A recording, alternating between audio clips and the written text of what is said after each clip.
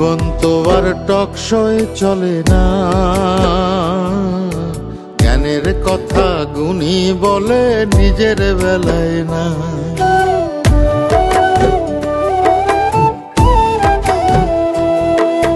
জীবন তো আর টকশয় চলে না, জ্ঞানের কথা গুণী বলে নিজের বেলায় না। আরে পরের বেলায় বুদ্ধিজীবী নিজের বেলায় বোঝে না, পরের বেলায় বুদ্ধিজীবী নিজের বেলায় বোঝে না। নিজের স্বার্থ কেউ কখনো একটা চুলো ছাড়ে না, নিজের স্বার্থ কেউ কখনো একটা চুলো ছাড়ে না। জীবন তো আর টকশয় চলে না, জ্ঞানের কথা গুণী বলে নিজের বেলায়